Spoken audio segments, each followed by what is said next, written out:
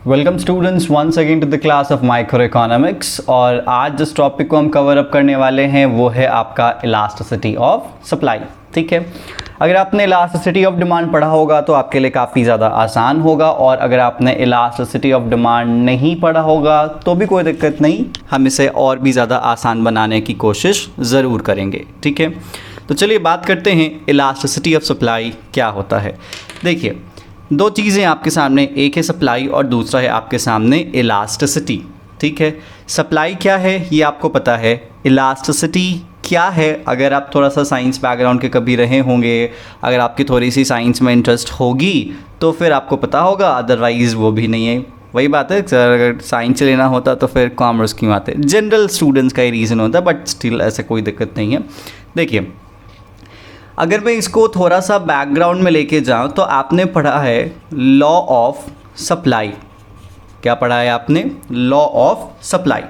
और एक्चुअली आपको law of supply ने क्या बताया?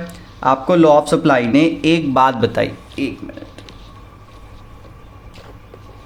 हाँ जी, आपको लॉ ऑफ सप्लाई ने क्या बताया? एक बात बताया कि देखो भाई, अगर किसी भी सामान की कीमत बढ़ेगी तो सप्लाई भी बढ़ेगी, और किसी भी सामान की कीमत घटेगी तो सप्लाई भी घटेगी, मतलब प्राइस और सप्लाई के बीच में रिलेशन पॉजिटिव। लेकिन क्या लॉ ऑफ सप्लाई ने बताया क्या? कितना, हाउ मच, कितनी कीमत घटेगी बढ़ेगी तो सप्लाई में कितना चेंज होगा? क्या ये सारी बातें आपको लॉ ऑफ सप्लाई ने बताई? नहीं बताई। तो इन्हीं बातों को बताने के लिए हम सभी के बीच में आता है elasticity of supply. Elasticity of supply बताता है कि अगर फैक्टर्स अफेक्टिंग सप्लाई, ध्यान दीजिएगा, फैक्टर्स अफेक्टिंग सप्लाई में से कोई भी फैक्टर में अगर कुछ भी चेंज आता है और उस चेंज के कारण हमारे सप्लाई में कितना चेंज आएगा, हाउ मच, इसी बात की जानकारी आपको कौन देगा? Elasticity of supply. You can say that elasticity of supply measures the change in supply due to change in factors affecting supply। मतलब सप्लाई के अगर कोई भी फैक्टर्स बदलते हैं और उस फैक्टर्स के कारण हमारे सप्लाई में चेंज होता है तो कितना चेंज होता है, इसी चेंज को हम मेज़र आराम से इलास्टिसिटी ऑफ सप्लाई से कर सकते हैं। That's it. ठीक है क्या? तो अगर आप इसको फॉर्मूला डिफाइन करना चाहें तो आप यूज़ कर सकते हैं कुछ वर्ड्स, जैसे चेंज हो जाता है, ठीक है, या फिर रिस्पॉन्सिवनेस हो जाता है, या फिर मैग्नीट्यूड हो जाता है, या फिर डिग्री हो जाता है। So elasticity of supply measures the change और रिस्पॉन्सिवनेस ऑफ सप्लाई और मैग्नीट्यूड ऑफ सप्लाई और degree of change in supply due to change in factors affecting supply. मतलब सप्लाई के फैक्टर्स में कोई भी बदलाव हो और उसके कारण सप्लाई में कितना चेंज आ रहा है, सप्लाई का क्या रिस्पॉन्सिवनेस है, सप्लाई अगर चेंज हुआ है तो कितनी डिग्री से चेंज हुआ है, मतलब कितनी क्वांटिटी से चेंज हुआ है, इन सब की बात आपको कौन बताएगा? Elasticity of supply. That's it. ठीक है, अब देखिए, जब हम इलास्टिसिटी ऑफ सप्लाई की बात करते हैं तो ध्यान दीजिएगा, इलास्टिसिटी ऑफ सप्लाई एक डिराइव्ड कॉन्सेप्ट है। कहाँ से डिराइव हुआ है? लॉ ऑफ सप्लाई से, क्योंकि अल्टीमेटली जो डायरेक्शनल चेंज है, कौन सा चेंज? जो डायरेक्शनल चेंज है कि सप्लाई ऊपर जाएगा या जो आपका सप्लाई है नीचे जाएगा, ये तो बात आपको कौन बताता है? लॉ ही बताता है। लेकिन इस चेंज को, क्या इस चेंज को क्वांटिफाई कौन कर देता है? इलास्टिसिटी कर देता है। इसलिए कहा जाता है कि जो आपका लॉ ऑफ सप्लाई है वो एक क्वालिटेटिव स्टेटमेंट है। क्या है? वो एक क्वालिटेटिव स्टेटमेंट है। लेकिन आपका इलास्टिसिटी ऑफ सप्लाई, क्या आपका इलास्टिसिटी ऑफ सप्लाई एक क्वांटिटेटिव स्टेटमेंट है। क्या है? एक क्वांटिटेटिव स्टेटमेंट है। क्वालिटेटिव क्यों? क्योंकि ये डायरेक्शनल चेंज बताता है। और क्वांटिटेटिव क्यों? क्योंकि ये आपके चेंज की क्वांटिटी बताता है कि भैया कितना चेंज हुआ या कितना चेंज नहीं हुआ। ये बेसिक सा फंडा आपके इलास्टिसिटी ऑफ सप्लाई की है। अगर आपने मेरा इलास्टिसिटी ऑफ डिमांड का क्लास कवर अप किया होगा तो आपको थोड़ा बहुत रेफरेंस होगा कि इलास्टिसिटी सभी फैक्टर्स के कारण होता है।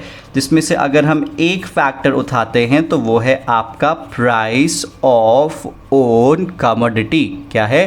प्राइस ऑफ ओन कमोडिटी, मतलब उस सामान की अगर अपनी कीमत में चेंज हो तो सप्लाई में कितना चेंज हो, इस बात की जानकारी आपको कौन देगा? Price elasticity of supply. तो इलास्टिसिटी ऑफ सप्लाई बहुत सारे तरीके का होता है, price elasticity of supply, cost elasticity of supply, ठीक है। साथ साथ गवर्नमेंट पॉलिसी के रेफरेंस में भी सप्लाई चेंज होता है, ठीक है। टेक्निक के रेफरेंस में भी सप्लाई चेंज होता है, फ्यूचर प्राइस के रेफरेंस में भी सप्लाई चेंज होता है।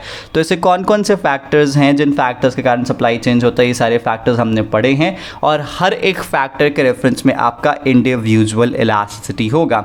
तो इस सेशन में हम बेसिकली दो इलास्टिसिटी को कवर अप करेंगे। एक होगा हमारा प्राइस इलास्टिसिटी ऑफ सप्लाई, ठीक है, और एक दूसरा कवरेज हम करेंगे वो होगा आर्क इलास्टिसिटी ऑफ सप्लाई, ठीक है। तो कितनी चीज़ें हम कवर करेंगे? First is price elasticity of supply and second is arc elasticity of supply. Clear? तो थोड़ा स्टे ट्यून रहिए, जस्ट अ मिनट। सो अब हम बात करने वाले हैं प्राइस इलास्टिसिटी ऑफ सप्लाई की। किसकी बात करेंगे? प्राइस इलास्टिसिटी ऑफ सप्लाई की, ठीक है। इसका एक मेथड है परसेंटेज मेथड, प्रोपोर्शनेट मेथड या फ्लक्स मेथड, आप जो भी कहें। अगर आपने इलास्टिसिटी ऑफ डिमांड पढ़ा है तो सेम उसके जैसा है, ठीक है। यहाँ पे आप इसको इस तरीके से कैलकुलेट कर सकते हैं, ES is equal to percentage change in quantity supply upon percentage change in price। क्या? ES represents elasticity of supply and percentage change in quantity supply upon divided by percentage change in price। ये basic सा फंडा है, ठीक है। देखो भाई, आपका ओवरऑल एक शेड्यूल बन जाता है, ठीक है। शेड्यूल क्या होगा? ध्यान से देखिएगा, एक तरफ प्राइस होगा और एक तरफ सप्लाई होगा, ठीक है। प्राइस में P होगा, P1 होगा, Q होगा और Q1 होगा, ठीक है।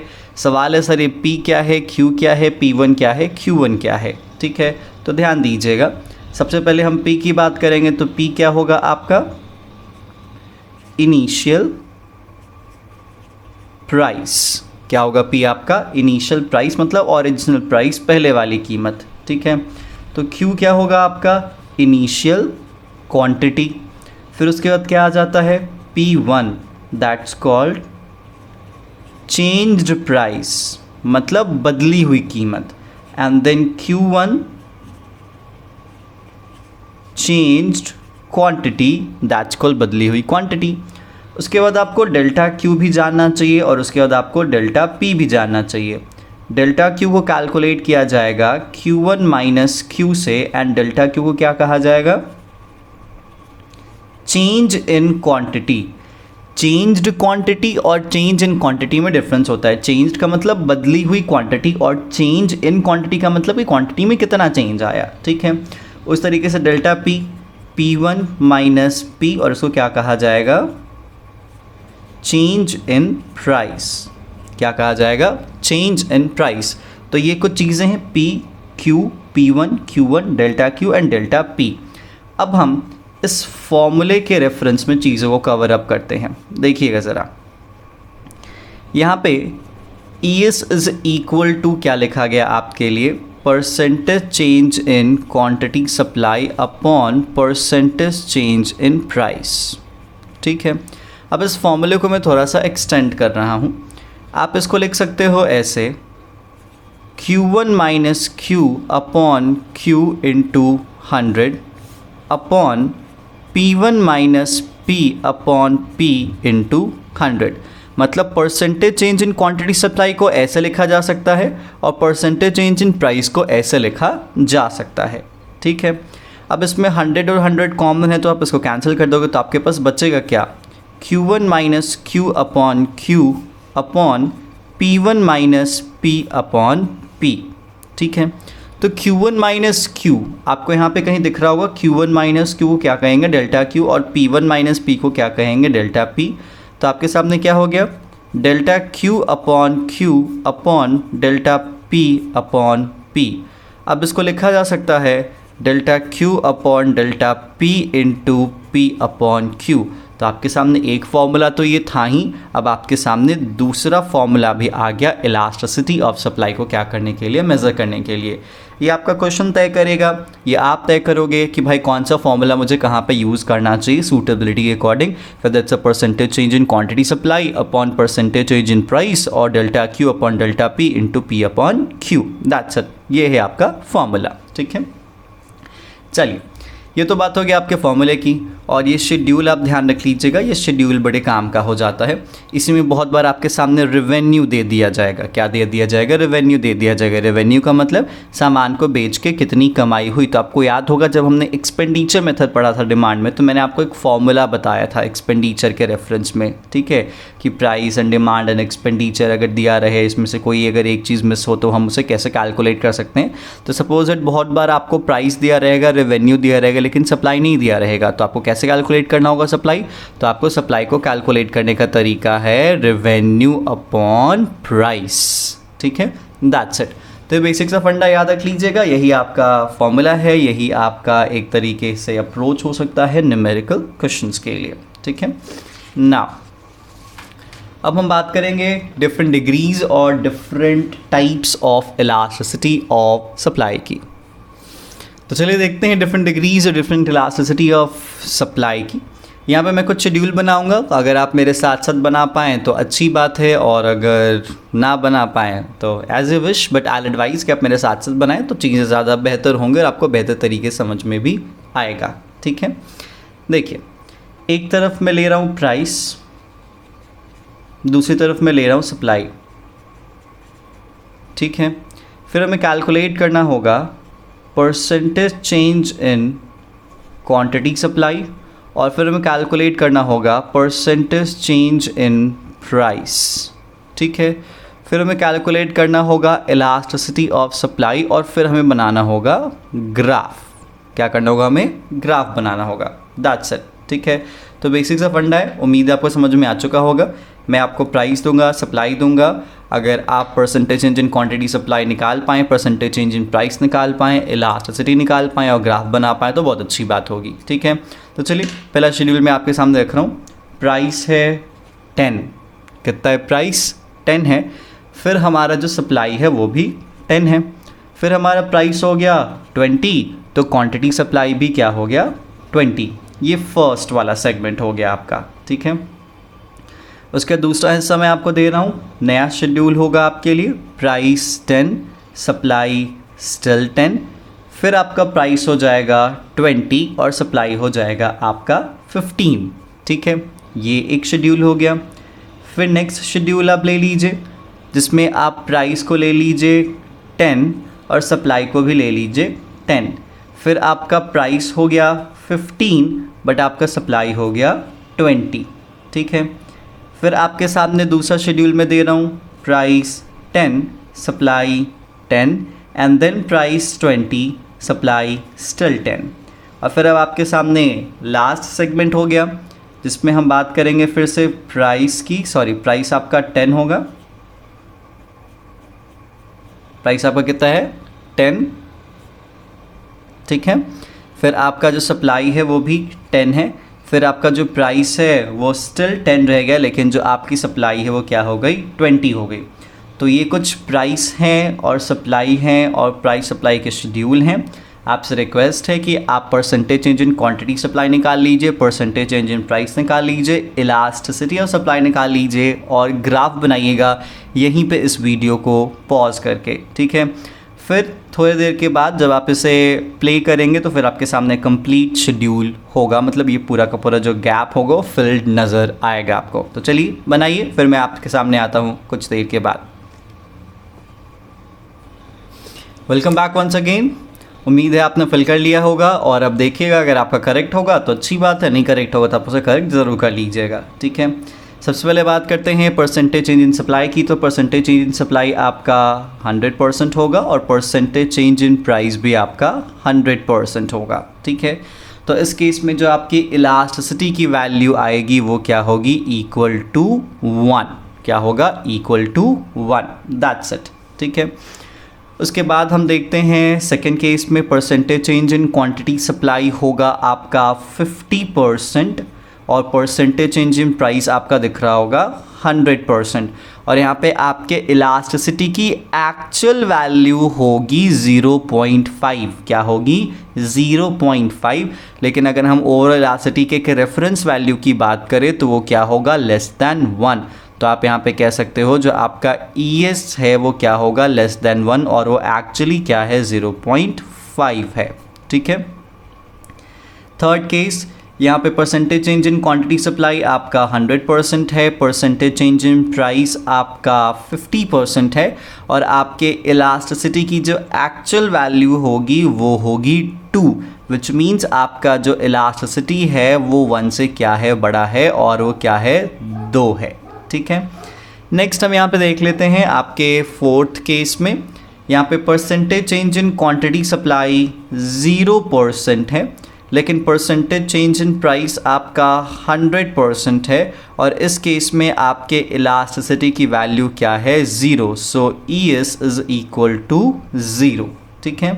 एंड लास्ट केस, आपका percentage change in quantity supply 100% है, परसेंटेज चेंज इन प्राइस आपका 0% है, और इस केस में आपके इलास्टिसिटी की जो वैल्यू होगी वो क्या होगी? इन्फिनिटी होगी। क्या होगी? वो इन्फिनिटी होगी। क्लियर क्या? तो ये बेसिक सा फंडा है। उम्मीद है ये चीज़ आपको क्लियर हो चुकी होगी।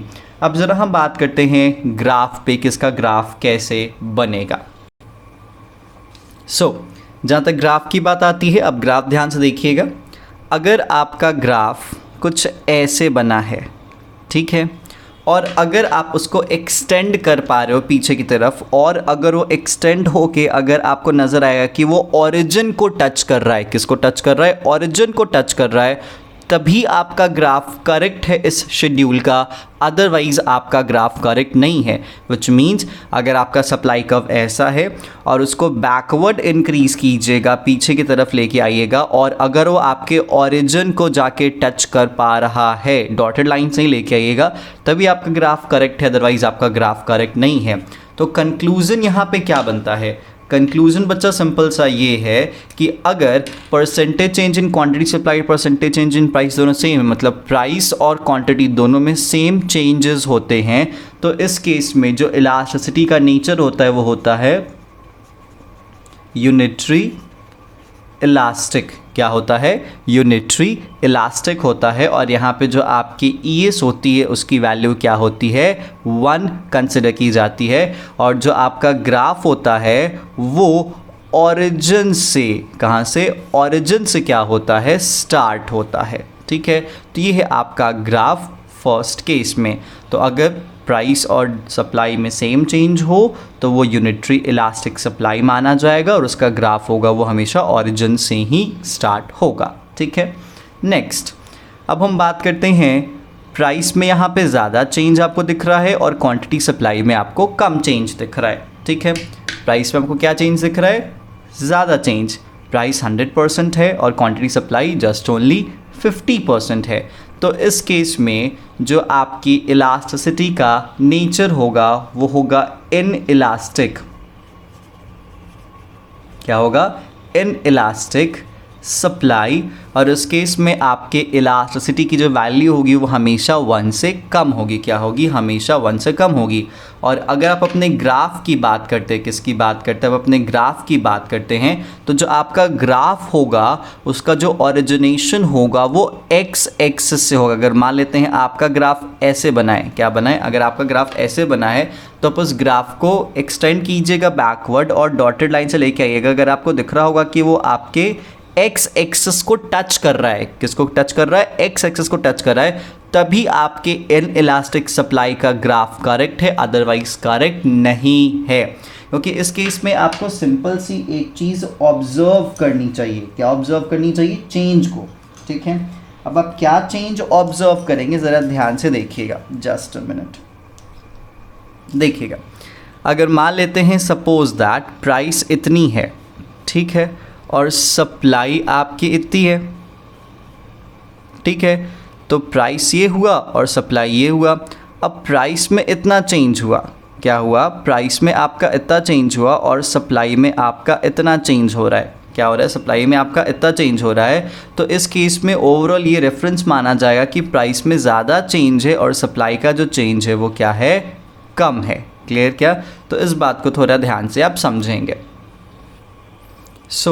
तो इस केस में जो आपका ग्राफ है वो कहाँ से ओरिजिनेट होगा, एक्स एक्सिस से। तो इसीलिए यहाँ पे आप ओरिजिन की बात क्या करेंगे, एक्स एक्सिस की बात करेंगे। ये आप ध्यान से समझेंगे। ठीक उसी तरीके से आपका थर्ड केस हो जाता है। थर्ड केस में आपके सप्लाई में ज़्यादा चेंज है, प्राइस में कम चेंज है, तो ये जो सप्लाई होगा वो इलास्टिक सप्लाई माना जाएगा। क्या माना जाएगा, इलास्टिक सप्लाई माना जाएगा। और इस केस में आपके सप्लाई की वैल्यू हमेशा 1 से क्या होगी, ज़्यादा होगी, जैसा कि आपको यहाँ पे 2 दिख रहा है। और इस केस में आपका ग्राफ होगा वो स्टार्ट होगा कहाँ से, वाई एक्सिस से। मतलब इसका जो ओरिजिनेशन होगा वो कहाँ से होगा, आपके वाई एक्सिस से। ऐसे ग्राफ बनाया आपने, ठीक है। आप इसको अगर बैकवर्ड एक्सटेंड करेंगे तो ये आपके वाई एक्सिस को क्या करेगा, टच करेगा, और आप इसके चेंज को प्रॉपरली आराम से देख पाओगे। ठीक है, कि आपके प्राइस में कम चेंज हुआ और आपके सप्लाई में ज़्यादा चेंज हुआ, क्योंकि हम यहाँ पे प्राइस ले रहे और यहाँ पे सप्लाई ले रहे।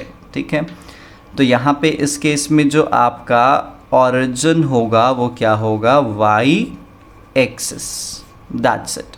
ठीक है, नेक्स्ट अब हम बात करते हैं फोर्थ केस की, जहाँ पे सप्लाई में कोई चेंज नहीं है लेकिन आपके प्राइस में चेंज है और इलास्टिसिटी की वैल्यू 0 है। तो इस केस को हम कहते हैं परफेक्टली इनइलास्टिक सप्लाई। क्या कहते हैं, परफेक्टली इनइलास्टिक सप्लाई। और इसका जो ग्राफ होगा वो होगा आपका पैरेलल टू वाई एक्सिस। क्या होगा, पैरेलल टू वाई एक्सिस, या फिर आप इसे वर्टिकल भी कंसिडर कर सकते हैं। ठीक है, नेक्स्ट लास्ट केस जिसमें आपके सप्लाई में चेंज तो है लेकिन आपके प्राइस में कोई चेंज नहीं है, तो ये कहा जाएगा परफेक्टली इलास्टिक सप्लाई। और यहाँ पे आपके इलास्टिसिटी की वैल्यू हमेशा क्या रहेगी, इन्फिनिटी रहेगी। और जो ग्राफ होगा वो होगा आपका पैरेलल टू एक्स एक्सिस। आप इसको हॉरिजॉन्टल भी कंसिडर कर सकते हैं। ठीक है, तो ये आपका ओवरऑल इलास्टिसिटी का पूरा फंडा। अगर आप सभी ग्राफ को एक पॉइंट पे, मतलब एक सारे कर्व्स को अगर आप एक ग्राफ बनाना चाहें तो कुछ इस तरीके से बनेगा। Let me show you.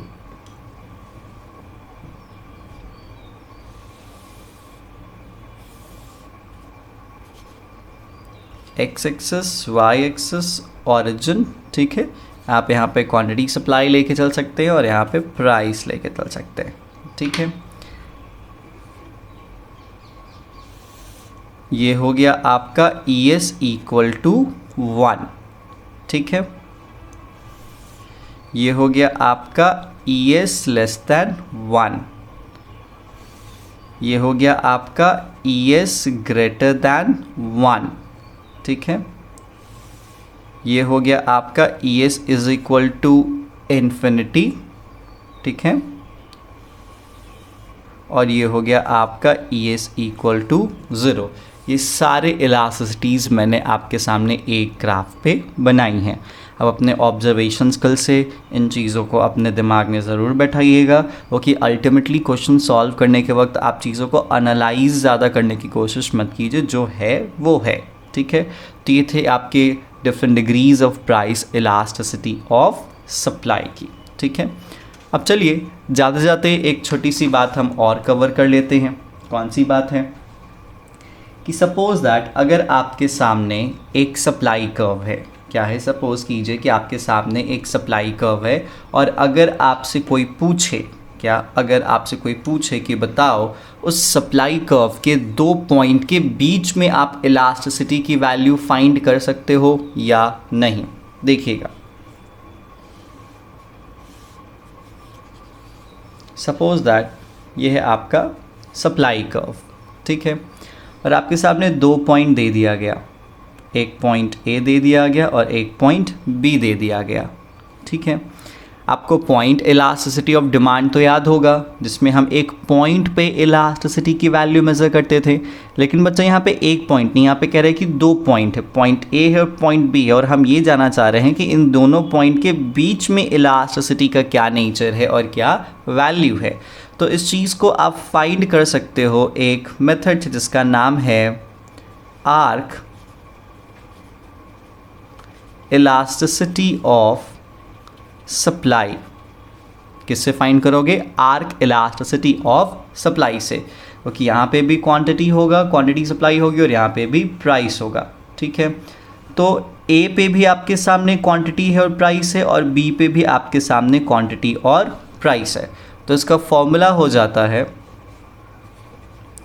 Q2 minus Q1 upon Q2 plus Q1 into P2 minus P1 upon P2 plus P1। ठीक है, सॉरी मैंने आपके सामने थोड़ा गलती कर दिया है। ये जो माइनस है वो एक्चुअली प्लस होगा, और ये जो प्लस है वो एक्चुअली क्या होगा? माइनस होगा। तो जो आपका करेक्ट फॉर्मूला होगा वो क्या होगा? Q2 minus Q1 plus Q2 plus Q1 into P2 plus P1 minus upon P2 minus P1। ठीक है, तो ये इनकरेक्ट है और ये करेक्ट फॉर्मूला है। ठीक है, अब सवाल है कि सर Q2 क्या है, Q1 क्या है, P2 क्या है, P1 क्या है। तो देखिएगा आपके सामने Q1 है, Q2 है, P1 है और P2 है। ठीक है, सिंपल सी बात है। जैसे Q1 होगा आपका इनिशियल, Q2 को आप न्यू कहें या चेंज्ड कहें। ठीक है, न्यू कह देते हैं। P1 क्या होगा? तो इनिशियल, और P2 को क्या माना जाएगा? न्यू। तो ये क्या होगा? क्वांटिटी होगा, ये भी क्वांटिटी होगा, ये होगा प्राइस और ये होगा प्राइस। अब ये देखिए आप पे डिपेंड करता है, आप पहले इस पॉइंट को लेके चलेंगे और इस पॉइंट को लेके चलेंगे, या फिर आप पहले इस पॉइंट को लेके चलेंगे, इस पॉइंट को लेके चलेंगे, क्योंकि जिसको लेके चलेंगे ओरिजिनल आप उसी को मानेंगे ना। जैसे सपोज दैट मैं इस पॉइंट को एज अ ए लेके चल रहा हूँ, तो यहाँ पे मेरे को क्या मिलेगा? Q1 और P1। ठीक है, और यहाँ पे मैं इस सेकंड पॉइंट को कंसिडर कर रहा हूँ, तो यहाँ पे मुझे क्या मिलेगा? Q2 और P2। ठीक है, तो जो जो वैल्यूज़ होंगी आपके शेड्यूल के अकॉर्डिंग, वो वैल्यूज़ आप इस फॉर्मूले पे पुट करेंगे, और जो भी वैल्यू आएगी वो आपको बता देगी कि भाई इन दोनों पॉइंट्स के बीच में इलास्टिसिटी की वैल्यू क्या है। याद रख लीजिएगा, यहाँ पे क्वेश्चन पे डिपेंड करेगा कि आपके लिए ओरिजिनल प्राइस है, इनिशियल प्राइस, इनिशियल क्वांटिटी क्या है, ये है या फिर ये है। ये क्वेश्चन और हमारे अंडरस्टैंडिंग पे भी बहुत बार डिपेंड करता है। बट हाँ, ये ध्यान रख लीजिएगा कि अगर नीचे वाला पॉइंट देन ऊपर वाला पॉइंट कह रहा है, मतलब कह रहा है कि पहले क्वांटिटी 10 थी अब 20 हो गई, पहले प्राइस 10 थी अब 20 हो गई, मतलब 10 से 20 हुआ है, तो ये वाला क्या होगा? ओरिजिनल वाला, और ये वाला क्या होगा? न्यू वाला। लेकिन अगर कहते हैं कि पहले 20 थी और अब 10 हो गई, मतलब सप्लाई घट गया, तो पहले बी वाला आएगा और फिर कौन आएगा? ए वाला आएगा। तो वो इंक्रीज़ और डिक्रीज़ पे क्वेश्चन के पैटर्न पे डिपेंड करेगा कि आप किसको Q1 माने, किसको Q2 माने, किसको P1 माने, किसको P2 माने। इतना तो भैया दिमाग आपको लगाना होगा। तो ये फंडा हो गया आपके आर्क इलास्टिसिटी ऑफ सप्लाई की। क्या हो गई? आर्क इलास्टिसिटी ऑफ सप्लाई की। That's it. ठीक है, अब चलिए लगे हाथ एक और कंक्लूसिव टॉपिक को हम कवर अप कर लेते हैं, और वो टॉपिक क्या है कि ऐसे कौन कौन से फैक्टर्स हैं जो हमारे सप्लाई को अफेक्ट करते हैं, which means elasticity of supply को अफेक्ट करते हैं, which means factors affecting elasticity of supply. I will repeat, factors affecting elasticity of supply. अगर आपको factors affecting elasticity of demand थोड़ा समझ में होगा, या फिर अगर आप इलास्टिसिटी को तरीके से समझ चुके होगे, तो फिर आपको फैक्टर्स में भी कोई प्रॉब्लम नहीं होगी। ठीक है, factors affecting elasticity of supply. ठीक है, देखिए भाई दो चीज़ें हैं, या तो होगा इलास्टिक या तो होगा इनइलास्टिक। क्या होगा, या तो होगा इलास्टिक या तो होगा इनइलास्टिक। इस बात को आप थोड़ा ध्यान से समझेंगे, ठीक है।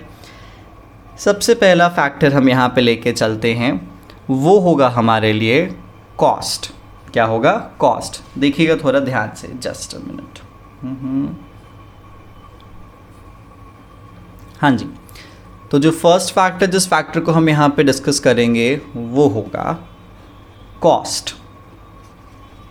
देखिएगा, सपोज दैट अगर आप अपना प्रोडक्शन बढ़ाते हो और अगर आपका कॉस्ट भी बढ़ता है, ठीक है, मतलब प्रोडक्शन और कॉस्ट के बीच का जो रिश्ता है वो आपका पॉजिटिव है। मतलब इट्स लाइक कि आप सोच रहे हो, प्लान करो कि मैं प्रोडक्शन ज़्यादा करूं और उसके साथ प्रोपोर्शनेट रेट से, मतलब लगभग सेम रेट से आपका कॉस्ट भी बढ़ेगा। तो इस केस में जो आपका इलास्टिसिटी होगा वो होगा इनइलास्टिक, ठीक है। क्योंकि आप जितना अपना प्रोडक्शन बढ़ाओगे, जितना आप सप्लाई बढ़ाने की कोशिश करोगे, उतना ही ज़्यादा आपका कॉस्ट बढ़ेगा। तो ये आपके लिए थोड़ा सा पंगा पड़ जाएगा, क्योंकि जनरली लोग अपना प्रोडक्शन इंक्रीज़ क्यों करते हैं, क्योंकि उनका जो कॉस्ट है वो घटते जाता है। बट सपोज दैट आपके केस में अगर अपोजिट हुआ, प्रोडक्शन बढ़ा रहे हो तो उसके साथ साथ आपका कॉस्ट भी बढ़ेगा, तो आप क्यों बढ़ाओगे, नहीं बढ़ाओगे, तो आपका क्या हो जाएगा, इनइलास्टिक। लेकिन अदर केसेस में आपका क्या हो जाएगा, इलास्टिक, विच मीन्स अगर आपका प्रोडक्शन इंक्रीज़ हो और उसके साथ आपका कॉस्ट डिक्रीज़ हो, विच मीन्स आपको इकोनॉमीज़ ऑफ स्केल का एक्सपीरियंस हो, तो इस केस में आपका जो इलास्टिसिटी होगा वो क्या हो जाएगा, इलास्टिक कंसिडर किया जाएगा, ठीक है। नेक्स्ट, अब आपके सामने जो सेकेंड फैक्टर आता है वो है टाइम फेज, ठीक है। टाइम फेज सिंपल सी चीज़ है, या तो आपके पास एक लंबा वक्त होगा, ठीक है, या फिर आपके पास एक शॉर्ट टाइम फेज होगा। जैसे छोटी सी बात है, अभी के टाइम पे अगर आप थोड़ा से हालात को देखो जो कि कोविड के केसेस में चल रहे हैं, आज 25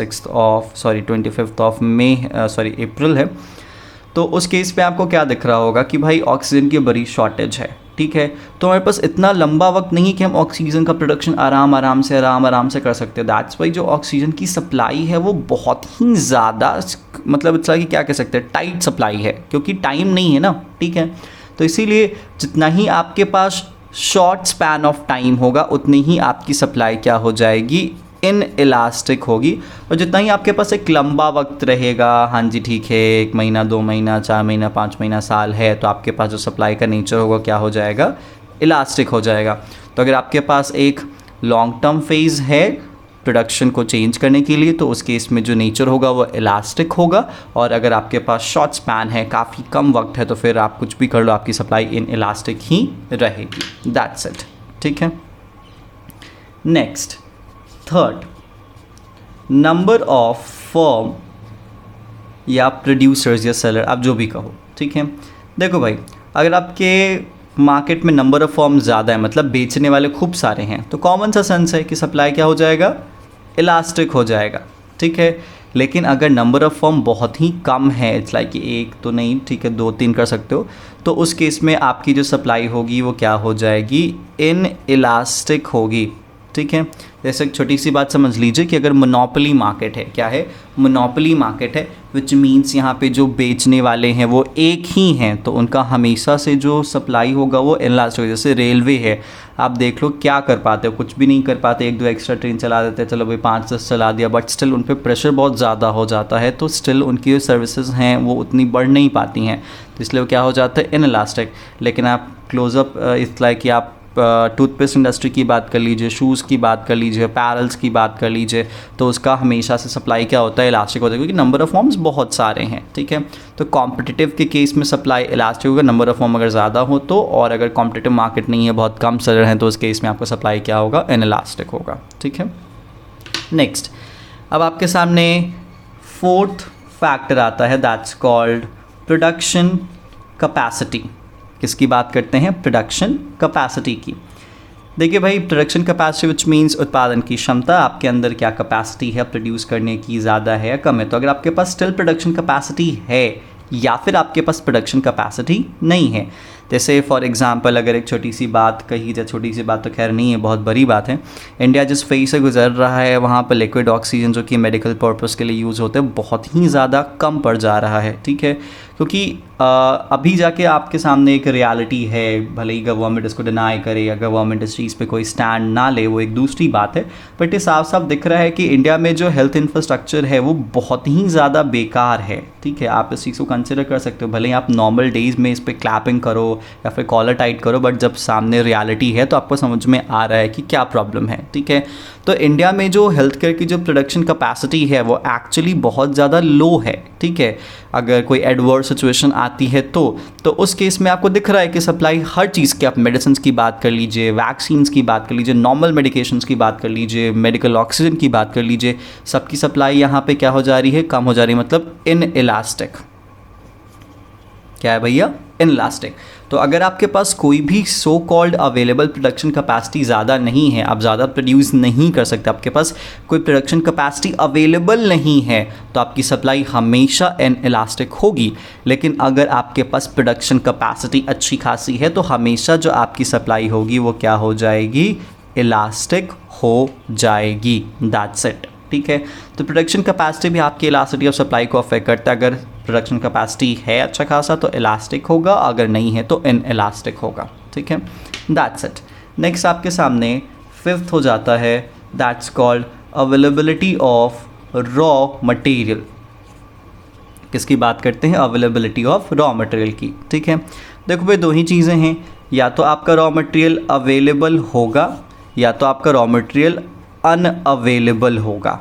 ठीक है, उसको भी अभी के केस से आप रिलेट कर सकते हो। जैसे कुछ दिन पहले की न्यूज़ थी कि यूनाइटेड स्टेट्स ऑफ अमेरिका ने इंडिया में जो कोवैक्सीन जो बन रहा है, मेडिसिन है, जो वैक्सीन है कोविड की, ठीक है, उसकी जो रॉ मटेरियल है उसकी सप्लाई को रोक दिया है अमेरिका फर्स्ट की प्रायोरिटी पे। ठीक है, तो रॉ मटेरियल की अवेलेबिलिटी क्या हो गई, कम हो गई। अब जब रॉ मटेरियल की अवेलेबिलिटी ही कम होगी तो प्रोडक्शन क्या हो गया, कोवैक्सीन का कम हो गया। तो उस केस में अनअवेलेबिलिटी ऑफ रॉ मटेरियल के कारण कोवैक्सीन की जो सप्लाई थी वो क्या हो गई, इन इलास्टिक हो गई। क्या हो गए, इन इलास्टिक। लेकिन जैसे ही इंडिया में सिचुएशन और बद से बदतर होते जा रहे हैं, पता चल रहा है कि हमें कौन कौन सांत्वना दे रहा है इस घड़ी में हम भी नहीं जानते हैं। उसके बाद यूएस ने ये बैन मतलब हटा दिया और उसने कहा कि नहीं हम सप्लाई करेंगे, कोई दिक्कत नहीं है। ठीक है, तो जैसे ही अवेलेबिलिटी बढ़ी, यूएस ने ये बैन हटाया, तो हमारे यहाँ कोवैक्सीन की जो सप्लाई थी वो क्या हो गई, इलास्टिक हो गई। क्या हो गई, इलास्टिक हो गई। तभी तो गवर्नमेंट ने हाल फिलहाल में एडवर्टाइज़ करा है कि हाँ जी हम मेडिसिन सारे स्टेट्स को देंगे। बहुत सारे स्टेट्स ने कहा है कि हम फ्री वैक्सीनेशन करेंगे अपने पूरी की पूरी पॉपुलेशन का।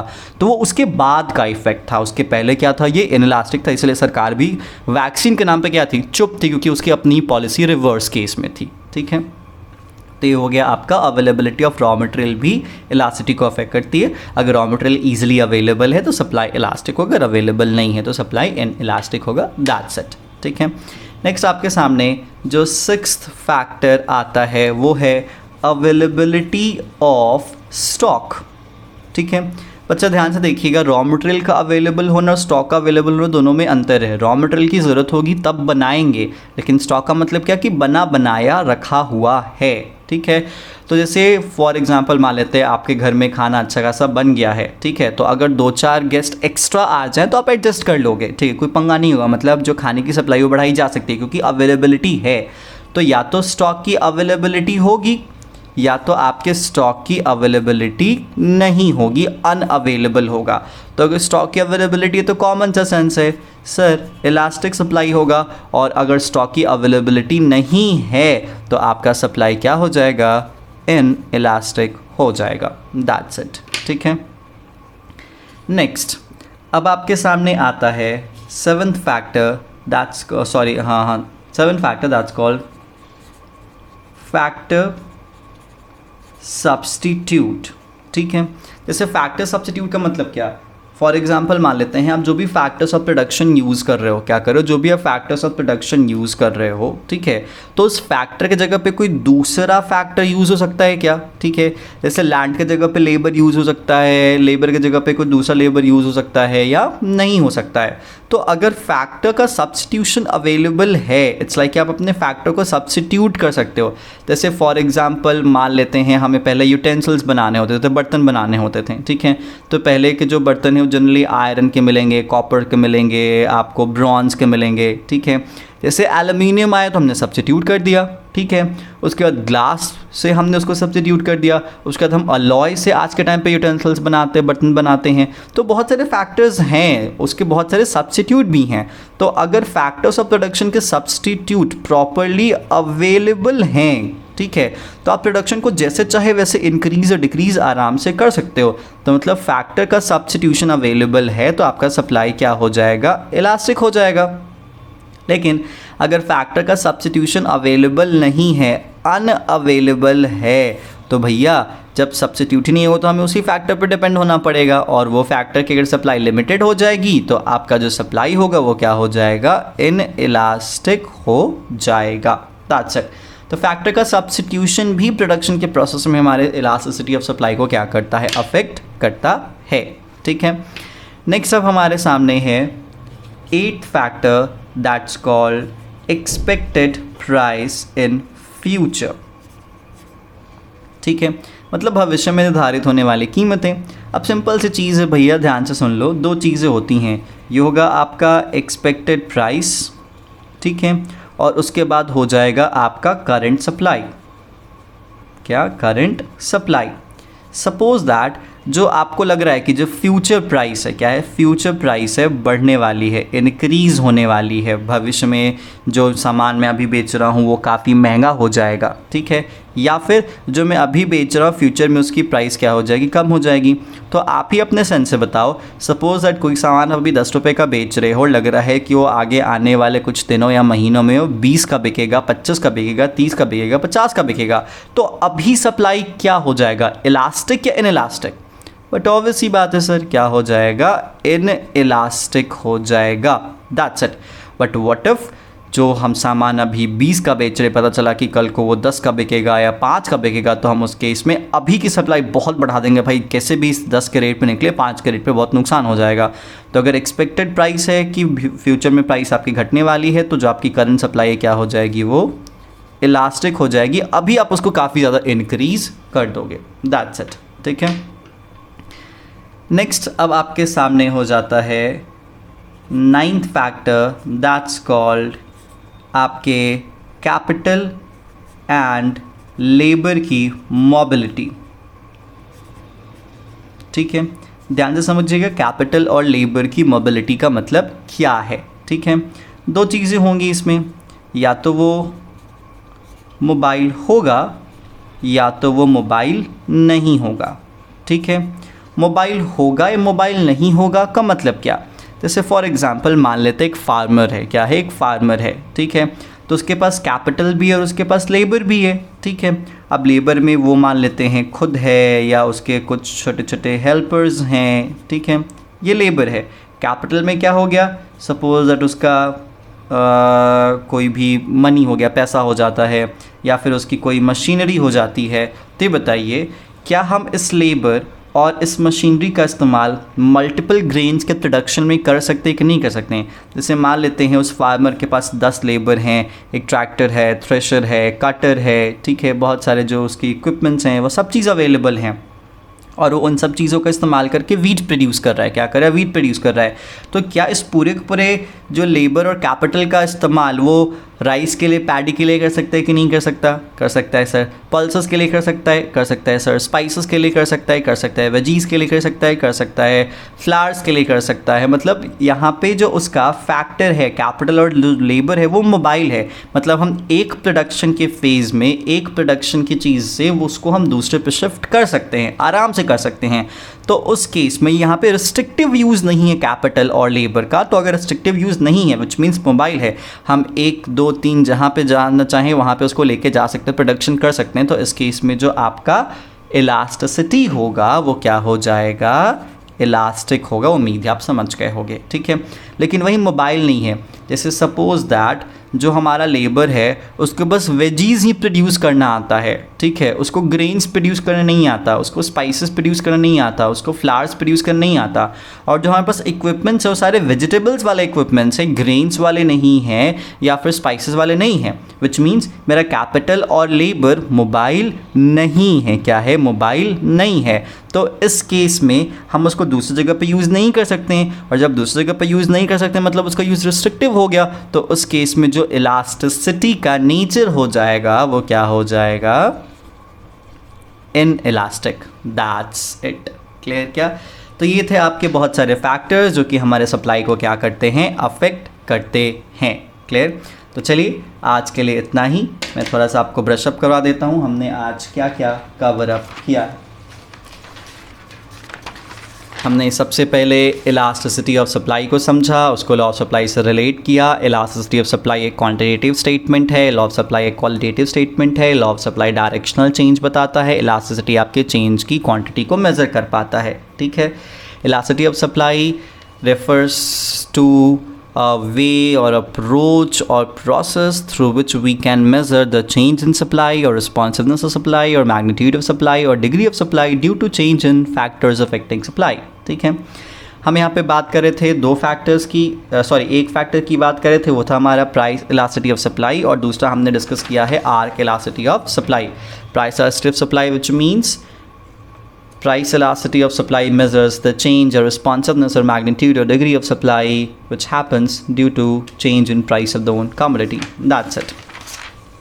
After that, we measured price elasticity of supply through the formula, that is ES is equal to percentage change in quantity supply upon percentage change in price, and we derived the whole concept through there, that is delta Q upon delta P into P upon Q. ये था आपका schedule, और schedule के कुछ जो आपके explanations थे वो यहाँ पे मेंशन है, और ये पूरा का पूरा आपका डेरिवेशन रहा। ठीक है।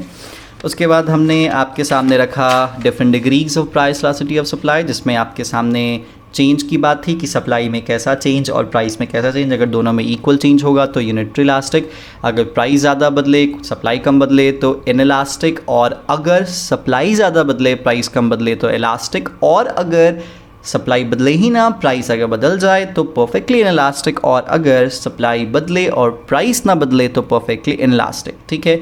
E S equal to 1, E S less than 1, E S greater than 1, E S is equal to 0 and E S यहाँ पे इन्फिनिटी। ठीक है।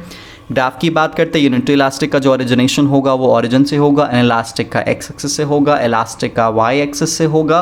परफेक्टली इलास्टिक आपका जो सप्लाई होगा, परफेक्टली इलास्टिक जो आपका सप्लाई होगा वो पैरेलल टू एक्स एक्सिस होगा, परफेक्टली इलास्टिक जो होगा वो आपका पैरेलल टू वाई एक्सिस होगा। ये वर्टिकल होगा, ये हॉरिजॉन्टल होगा। That's it.